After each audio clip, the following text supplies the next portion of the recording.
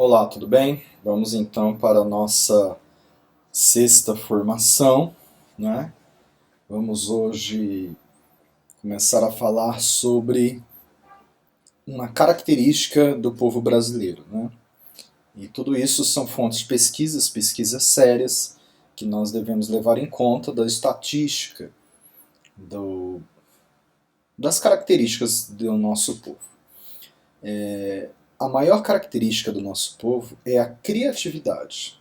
25% da maior criatividade característica do brasileiro é que é o povo criativo. Depois, a segunda coisa da característica do nosso povo é a solidariedade. Nós somos um povo solidário. A terceira característica é a alegria. É um povo muito alegre. Depois é a esperteza. É um povo esperto. Depois é a tolerância. Nós somos sim um povo tolerante. Depois é a cordialidade. É um povo muito cortês. Depois é a honestidade. Sim, o Brasil é um povo honesto. E aí então vem a religiosidade. Essas são as características do povo brasileiro, segundo uma pesquisa, né, de 2000, feita de 2007 até 2013. Então você vê que foram vários anos de pesquisa para chegar nesses índices. Essas são as maiores características do brasileiro. Então, a partir dessas pesquisas, nós precisamos entender que nós precisamos desenvolver em nossas igrejas, em nossas paróquias, em nossos movimentos, nas entidades, não é, que nós temos sociais, uma cultura ou um jeito de ser católico que seja diferente e que chame a atenção. Para que aconteça conosco o que acontecia com os primeiros cristãos. O que chamava muita atenção dos primeiros cristãos é que eles olhavam e diziam: vede como eles se amam, vede como eles são felizes. E é isso que as pessoas precisam de olhar para nós e ver ali na nossa, digamos assim, visita. Vede como eles se amam, os dois visitadores se amam, e vede como eles são felizes em estarem aqui fazendo essa visita. Então nós precisamos entender que a nossa igreja, a Igreja Católica Apostólica Romana, ela é diferente das outras igrejas e ela tem que ser diferente. E esse diferencial é percebido pelos fiéis. E aí ele estará cada dia mais no processo missionário, principalmente nessas pequenas comunidades, nesses pequenos grupos, né? Depois dessas visitas vão surgir pequenos grupos, grupos de terço naquela rua, pequenos setores, né? Grupos de novena, que depois naquela rua de famílias que foram recebidas nós poderemos organizar. Poxa, tem tantas famílias aqui dizimistas naquela mesma rua, eles podem fazer uma novena, né? Depois, grupos de catequese, a gente vai levantar ali que naquela rua, ou naquela quadra, naquelas 3 ruas, tem tantas crianças, poxa, vamos montar um grupo de catequese ali, com isso vamos multiplicar os números de crianças na catequese. Então, qual o grande objetivo que está por trás, né, que vai além das nossas visitas, né, além de fazer um censo, que é o primeiro objetivo, é transformar cada católico praticante num evangelizador ativo. Então vê que esse católico que já é dizimista, então já se compromete com a sua igreja, ele ter a consciência que ele é um evangelizador, né? E por isso, né, como consciência para a sua vida. Então, como transformá-lo? Né? A grande dificuldade que nós temos é que as pessoas só comentam espontaneamente, né? Não obrigatoriamente, mas espontaneamente, com as outras pessoas o que elas não esperam, né? Da igreja, ou da missa, ou do sacerdote. Né? Se a pessoa vai na igreja e é sempre do mesmo jeito, não vai comentar: a missa foi normal. Se tiver alguma coisinha diferente, opa, não, teve aquilo que foi diferente, ela vai começar. Né? Ela foi na igreja, tem uma coisa diferente, por exemplo, ela chegou numa comunidade, e aí aquela comunidade tem um painel, como foi o caso da Nossa Senhora Aparecida, ela vai comentar: poxa, eu fui na comunidade, tinha algo diferente, agora tem um painel lá, é algo diferente. Não esqueça do álcool gel, viu? Passar sempre. Depois, da missa. Poxa, eu fui na missa e aquela missa estava diferente. Poxa, aquela missa tinha uma coisa que foi diferente. Teve um canto diferente, teve uma dinâmica diferente. As pessoas fizeram algo que foi diferente, tinha alguma coisa diferente. Uma criança que andava para lá e para cá, ou que rezava bonitinho, né, e que foi diferente, eles vão comentar. Ou o sacerdote usou uma dinâmica diferente daquele dia, né? Ele não fez naquele dia a homilia lá do ambão, né? Mas ele fez andando. Olha, e aqui ele fez diferente, poxa, ele falou sobre isso, tal, mesmo ele escorregou e caiu, pronto, eles vão falar daquilo. Ou seja, o que eles não esperam que aconteça. Isso vai acontecer com a visita também. Uma coisa importante que a gente tem que levar em conta, né, é sempre respeitar a hierarquia da igreja. A gente precisa de mostrar isso. Então nós precisamos nas visitas mostrar ao mundo uma só igreja católica apostólica romana, né? Não imaginar que nós somos melhores ou piores do que os outros. Depois, cuidar para que os movimentos não se tornem igrejinhas. Né? Nós chegamos ali para visitar a pessoa como católicos apostólicos romanos, membros da paróquia Nossa Senhora do Rosário, que fazemos parte de uma comunidade específica e de um movimento específico. Mas nós não somos aquele movimento apenas. Nós somos algo muito maior, que fazemos parte de uma igreja católica apostólica romana e de uma paróquia, dentro de uma comunidade e dentro de um movimento. Senão, a gente esquece que a gente é católico e a gente fala, não, eu sou carismático, ou eu sou do ECC, ou eu sou do TLC, ou sou da comunidade tal, ou eu sou propriedade do padre tal.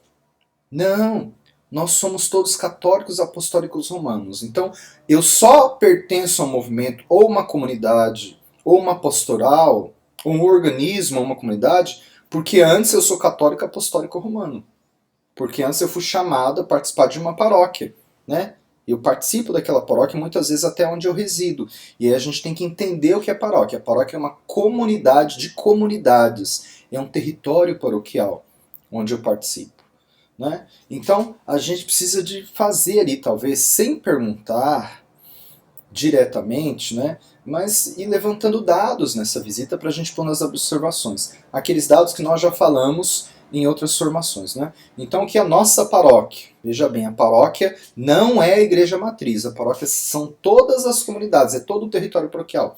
Então, o que a paróquia faz de excelente deve continuar fazendo, o que a paróquia faz de ruim e deve deixar de fazer, o que a paróquia não faz e deveria fazer, e escutar isso. Escutar, né?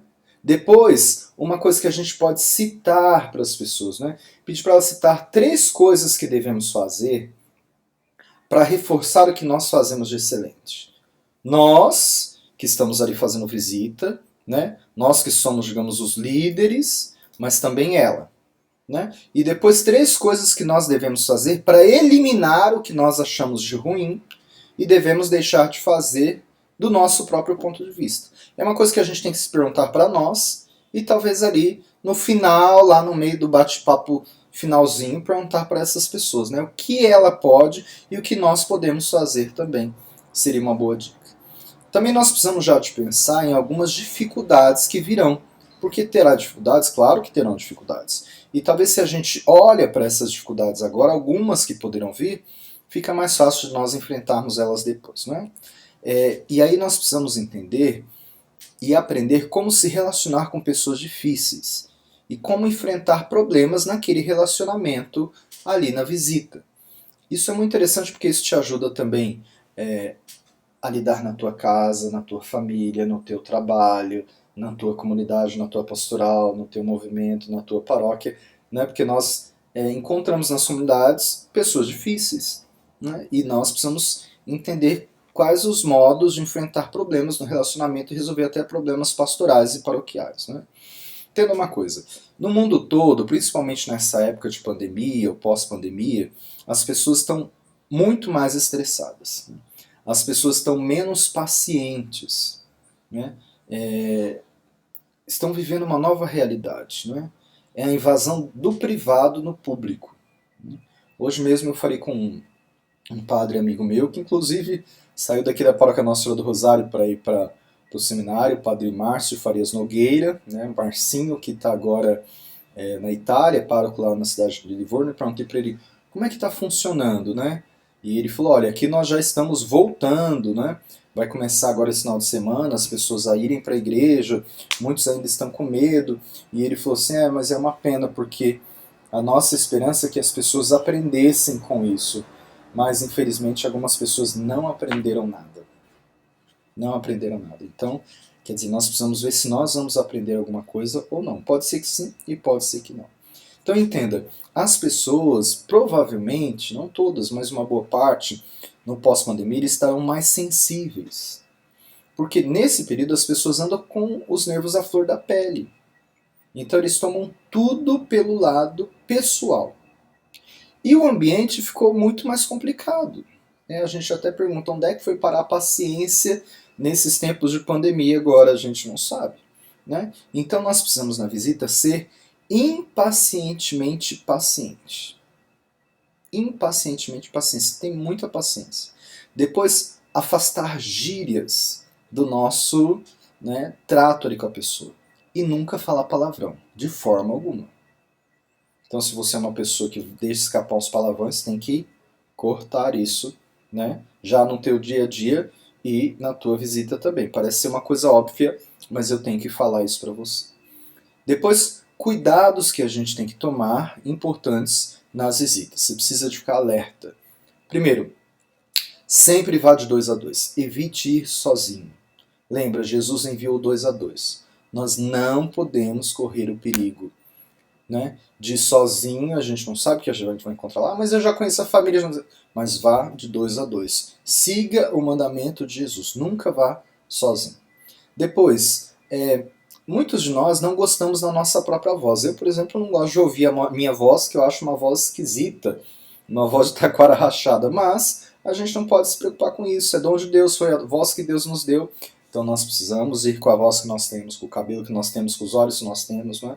Se você já percebeu, tem um olho maior do que o outro, né? Mas é o olho que Deus me deu, o que eu vou fazer?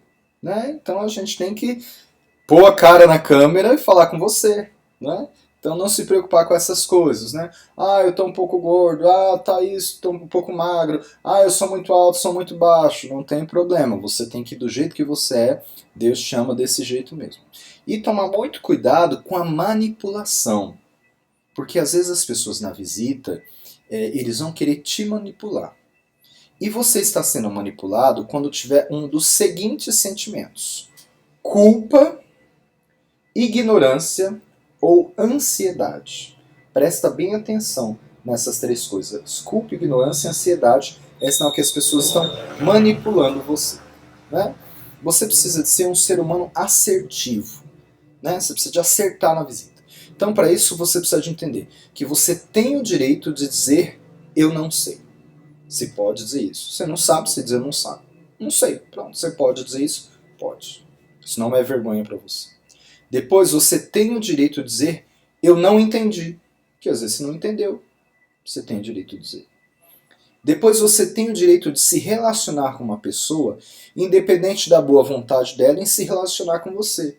Às vezes a pessoa que é dizimista daquela casa, ela está ali e ela está te recebendo de muito bom grado. E às vezes uma outra pessoa da casa, o marido, o filho, o pai, o avô, não quer te receber. Mas você pode se relacionar com ela sim. Lembra Jesus como é que se relacionava com Judas? Mesmo sabendo que Judas ia ser o traidor, ele continuava se relacionando com ele. Então você tem o direito também de não se sentir responsável por um problema alheio, um problema que você não criou. Às vezes a pessoa lá tem um problema, né? E vai falar, você não é responsável por aquele problema e você tem o direito de saber disso, que você não é responsável. Né? Depois, a questão da culpa. Você tem o direito de dizer não sem se sentir culpado. Muitas vezes nós precisamos dizer não. Lembra-se dos nãos que o seu pai te disse, dos nãos que a sua mãe te disse, dos nãos que a vida te disse. Não se sinta culpado muitas vezes dizer não. Não posso. Não. Não. Não. Tem 3 respostas na vida: sim, não e ainda não. Não se preocupe se você tiver que dizer não. Depois, uma pessoa equilibrada, e eu quero que você seja uma pessoa equilibrada nessa visita, é aquela que sabe dizer não quando não precisa ser dito. E às vezes nós vamos ter que dizer não. Muitas vezes, às vezes nessa visita, vamos ter que dizer não. E fazer isso sem nenhum sentimento de culpa. Né? Então, exemplos de manipulação da questão da culpa. Quando a pessoa olhar para você e dizer assim para você: ah, você está me prejudicando desse jeito. Ou então, olha, se você fizer isso, eu vou ficar mal com o meu marido ou mal com a minha esposa. Ou se a pessoa disser para você: você está sendo injusto comigo. Ou se a pessoa disser: ah, eu não sou padre, eu sou um simples leigo, um simples cristão. Ou então a pessoa dizer para você: eu tenho uma família que também precisa de mim. Ou então a pessoa dizer: com as condições que temos nessa paróquia, você queria que eu fizesse ainda mais? É culpa. Então cuidado para a pessoa não te manipular por causa disso. Né? Outro exemplo de manipulação, quando a pessoa quer jogar uma culpa para cima de você. Ah, se eu fizer isso, se eu receber essa visita, eu fico doente. Ou se a pessoa dizer: e se não funcionar direito, como é que eu fico? Ou se a pessoa tentar falar mal do padre: ah, tem padre aí que faz a homilia muito melhor do que esse daí, o outro que era bom. Ou falar mal da igreja: ah, o tema da campanha da fraternidade desse ano está muito fraco, ninguém gostou. Gente, não tem... eu nunca batizei ninguém com esse nome ninguém. Nem com esse negócio, as pessoas estão falando. Sempre que alguém dizer para você as pessoas estão falando ou ninguém gostou, é mentira. Porque não existe essa pessoa chamada ninguém. É ela que não gostou. As pessoas quer dizer eu estou falando. Não é? Entenda dessa forma. Né? Ah, não deveria ter campanha da fraternidade. Ignore essas coisas. Não é ela que decide isso. É sinal que ela não entende o que é a igreja. Outro exemplo de manipulação da culpa. Né? Quando a pessoa disser para você: isso é o momento de você me pedir isso? Né? É querendo te culpar por alguma coisa. Ou a pessoa dizer para você: ah, se você vir agora vai me fazer perder um compromisso importante. Ou a pessoa dizer para você: agora eu não posso atender. É uma desculpa esfarrapada. Ah, e se eu fizer isso, se eu receber a visita e me arrepender? É querendo jogar a culpa para você. A maior delas é assim: todo mundo está descontente com isso. Ninguém está gostando da visita. Se a pessoa disser isso para você, pode saber que é mentira. Pode saber que é mentira. Não existe todo mundo. Existe eu não estou gostando. Fez uma pesquisa? Pesquisou todo mundo? Na maioria dos casos, gente, a grande maioria gosta. Depois, quando a pessoa quer jogar uma culpa para você: ai, você não sabe como eu estou sofrendo com tudo que está acontecendo na minha casa. Ah, e você vem aqui nem para me escutar. Não, você vai escutar, mas primeiro você vai rezar o terço, preencher a ficha e depois você vai escutar. Né? Depois, todo mundo erra, eu não posso errar. Então tem que tomar cuidado com essa questão quando a pessoa quer jogar culpa para cima de você. Ou então a pessoa pode na visita olhar para você e dizer assim: ah, eu acho que essa atitude não é uma atitude católica, porque ela quer que você faça outra coisa que não é o que você tem que fazer na visita. Né? Talvez a pessoa diz: ah, eu preciso agora que você pague todas as minhas contas, que você veio aqui me visitar. Não, você não foi lá para fazer isso. Né? Onde está a caridade, a pessoa vai dizer para você. Não, você não foi lá para fazer isso. Você foi lá para rezar o terço, escutar a pessoa e preencher a ficha. Se nós pudermos ajudar nos órgãos competentes ou montar estratégia para ver isso, nós vamos fazer isso depois. Né? Ou então a pessoa dizer: ah, você está fazendo um julgamento apressado. Ou a pessoa dizer: eu não acredito que você está dizendo isso. Ou a pessoa dizer: desse jeito, do jeito que você está fazendo essa visita, a igreja vai ficar vazia, etc. e tal. São todas desculpas que às vezes que a pessoa quer manipular você. E isso acontece nas pastorais, nos movimentos. Às vezes as pessoas querem manipular as pastorais dos movimentos. E isso não é bom para ninguém. Então eu gostaria de te alertar para que essas coisas acontecessem, para que você ficasse atento a isso. Tá bom? Daqui a pouco a gente vai falar um pouquinho mais, na próxima formação, de outros tipos de manipulação. Tá bom?